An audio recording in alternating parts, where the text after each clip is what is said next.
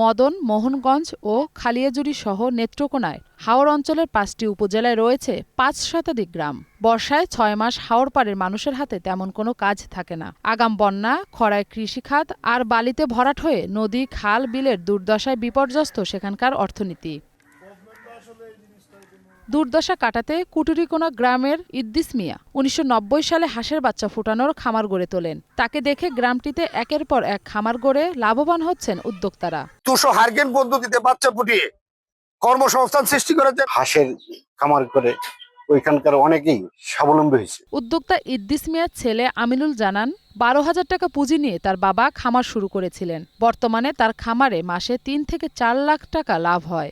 আমার এখানে কাজ করতেছে ১০ থেকে ১৫ জন কর্মচারী। ভালো একটু প্রফিট পাচ্ছি। আমরা সব কর্মচারী, আমার টোটাল ম্যানেজমেন্ট খরচ বাদ দিয়ে আমার প্রতি মাসে ৩ থেকে ৪ লক্ষ টাকা প্রফিট থাকে। সনাতনী পদ্ধতিতে ডিম ফুটানোর ফলে মৃত্যুর হার এবং রোগে আক্রান্ত কম হওয়ায় দেশজুড়ে এই হাঁসের বাচ্চার চাহিদাও বেশি।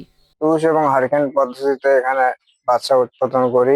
আমরা ডিমটা আনার পরে আমরা রোদে শুকাই, একটু শুকানোর পরে হালকা একটু তাপ তুলি। তাপ তোলার পরে এটা ১ ঘন্টা পরে আমরা চুঙ্গা টানি। সারা বছর নিয়ে বেচা কিনা করি, খামারে নিয়ে আমরা ইনশাআল্লাহ লাভবান হই। খামারিদের ব্যবসায় উন্নয়নে সরকারি সহযোগিতা আরও বাড়ানো হবে বলে জানান প্রাণী সম্পদ কর্মকর্তা।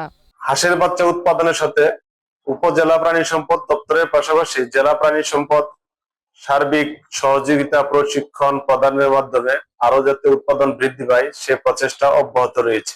সরকারি সহায়তা পেলে জাতীয় অর্থনীতিতে এই শিল্প গুরুত্বপূর্ণ ভূমিকা পালন করবে বলে আশা সংশ্লিষ্টদের। মৌসুমী মৌ, গ্রিন নিউজ ডেস্ক।